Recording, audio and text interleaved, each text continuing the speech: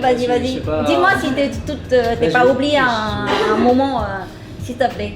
Bah déjà, c'est au Café Hoche, je sais pas, vous connaissez le Café Hoche? Dans un pub, on s'est rencontrés dans un pub. C'est vers Boulevard, ouais. Bah vite fait, hein, genre, comme tout le monde, je crois, le garçon qui vient demander danser avec la fille, et voilà, mais ouais.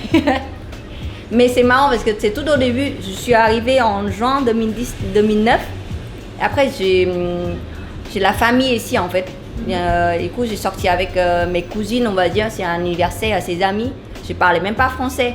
Après, Monsieur Tong qui est arrivé, il m'a demandé de danser. J'ai dit non. J'ai dit non. Hein. Et après, quand je suis sortie pour aller au vestiaire, on va dire, chercher, pour rentrer, pour partir. Recroisé, ouais.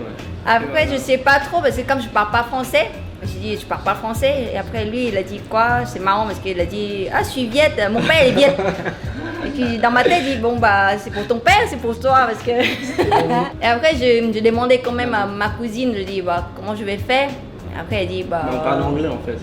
Et après, je dis bah, comme tu veux, quoi. Et après, je sais pas, je donnais quand même. Je sais pas pourquoi, tu vois. Et après ça, bah, on se voit quelques jours après. Enfin, on parle un peu en anglais, mais je suis très nulle en anglais aussi. Tout au début, en 2009, on ne se comprend rien du tout entre nous, quoi, on va dire. En fait, on a essayé en 2009 et au final, elle est partie vivre avec sa mère à Toulon. Ouais. Du coup, on s'est perdu de vue, on va dire ça comme ça. Et puis, par hasard, pendant l'été 2010, j'ai eu envie de prendre de ses nouvelles. En fait, elle est remontée sur Paris pour faire des études, je pense. Et ces jours-là, j'ai commencé à apprendre. J'ai appris aussi le français avec ma mère, enfin ma mère à Toulon aussi un peu. Du coup, je comprends et je parlais un petit peu déjà. Et là, on s'est revus. Je suis retournée à Paris, on s'est revus. Et du coup, là, en fait, quand on s'est revus, ça a vraiment changé puisqu'elle parlait mieux français et un même. Peu mieux.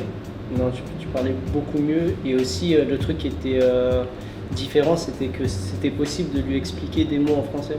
Ouais, du coup, on est vraiment ensemble en 2010. Et après, il m'a présenté à ses parents. Comment ses parents, ils sont contents de son fils. Genre, il trouvé une copine vietnamienne, quoi. Du coup, tout de suite, comme je suis retournée, du coup, je suis en coloc avec mes cousines encore.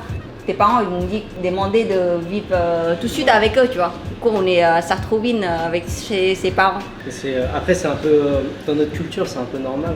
C'est la même chose pour les Canadiens. Ouais, bah, les enfants qui restent avec les parents, tu vois. Au Vietnam, on n'a pas, genre, à 18 ans, tu sors de chez toi. Hein. Tu sors de chez toi quand tu t'es marié. Genre, si t'es une fille, tu t'es mariée, tu vas chez la famille de ton mari. Et si t'es un garçon, bah, tu ramènes la femme chez toi et pour s'occuper les parents. Ouais, c'est ça. C'est vraiment pareil. Mais c'est aussi que le plus petit fils qui reste avec. C'est ça aussi, ouais, le dernier en fait, normalement, qui reste. C'est les filles, voilà. En fait, au Vietnam, c'est que quand tu fais des filles, fais des enfants, enfin les filles, après, c'est pas tes enfants, tu vois, c'est les enfants à les autres en fait. Ouais. C'est les garçons, c'est les enfants. C'est un peu, comment dire, une cassite, hein, non? Genre, avant, ils ont préféré avoir des garçons que les filles. Parce que je sais que les garçons ramenaient leurs femmes et comme ça, la femme, elle s'occupait de la famille, les parents, les grands-parents.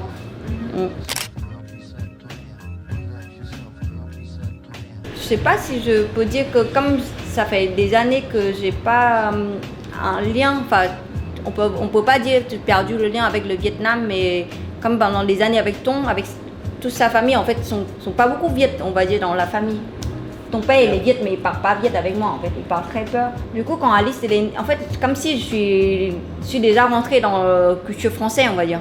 Et après, quand Alice est née, on l'a élevée. Ouais. Comme ici, comme les enfants ici. Dans ma tête, c'est... Après, moi, je pense qu'on a cette impression-là, mais je pense que, sans faire exprès, on lui donne un peu de notre culture aussi. Parce que même moi, je suis né en France. J'ai grandi qu'avec des Français. Je pense que mes parents ils m'ont transmis des choses qui font que dans certains cas, tu ne dois pas réagir de la même façon qu'un Français. Et c'est pour ça aussi qu'entre nous, quand on s'est rencontrés, on va dire qu'il y avait des codes qui étaient communs, alors que j'avais grandi en France. Comme le fait par exemple qu'elle vienne vivre chez mes parents. Je sais qu'en France par exemple, on ne fait pas ça. Ouais. Et du coup, pour moi, c'était normal en fait. Ça, c'est dommage parce que, voilà, Ouais. c'est ma faute aussi, comment dire, comme j'ai trop envie de parler bien le français, apprendre bien le français, du coup, je me forçais de ne pas chercher des amis viettes, de rester vraiment dans sa famille, autour de sa vie, tu vois. Alors, on peut dire que pendant des années, j'ai que lui et sa famille, c'est ma seule famille ici. Après, ma mère est loin, on se voit une fois par an, c'est tout, comme elle travaille aussi. Et du coup, voilà, j'ai perdu l'habitude de parler viette à la maison. Même avec ma mère, on parlait français. Comme quand elle est née, ma fille, et je parle pas du tout à la maison. Et je sais pas, dans ma tête, j'ai jamais pensé que je dois l'apprendre à ma fille parler le vietnamien. Et là, elle parle pas et elle comprend pas du tout le vietnamien. Elle a quel âge? Elle a 10 ans. Ok, d'accord, c'est vrai. Ouais, et maintenant je regrettais vraiment beaucoup parce que comme tous les ans on retourne au Vietnam en fait. Et on l'emmenait aussi. Quand elle est toute petite, ça va, tu vois. Même tu comprends pas la langue, elle joue avec tout le monde. Mais là maintenant c'est très difficile parce que la dernière fois qu'on est parti, 10 ans, du coup là-bas elle parle pas, elle comprend pas. Du coup elle restait que avec nous.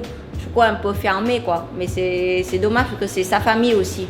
C'est que ici, quand je vois les Vietnamiens, je parle viet très naturellement. Mais à la maison, dès que je rentre, je parle pas. Après, comme Tong, il comprend un petit peu. Mais je sais que si je parlais viet, il peut pas me répondre en fait. Il n'y a personne qui peut parler avec moi. En fait, on a trop eu l'habitude de parler en français ensemble. C'est ça. Du coup, Alice, quand elle est née, je peux pas. Même maintenant, je peux pas. Et du coup, là, maintenant, même si je lui dis que vas-y, apprends le vietnamien, comme ça, on peut aussi voyager, tu peux parler avec ta famille, tes cousins, cousines au Vietnam. Du coup, je crois qu'elle n'a pas trop envie. Elle dit non. J'espère en fait un jour qu'elle va me dire vraiment tout seul, genre maman, je veux apprendre le viet comme ça, je vais aller voyager, voir ma famille au Vietnam quoi. Le dernier voyage qu'on a fait au Vietnam, elle a pas mal joué avec ses cousines vietnamiennes. Ouais. Avec la là-bas, tablette, tu sais, traduire en tablette et voilà, ils vont montrer comme ça. mais elle parle anglais un petit peu entre elles. Ouais, un petit peu. Bon, un jour, j'espère. Parce que cette tâche-là, je peux pas la forcer. Elle est vraiment très autonome, mais on la laisse vraiment grandir, on va dire, Ouais, non. comme elle veut.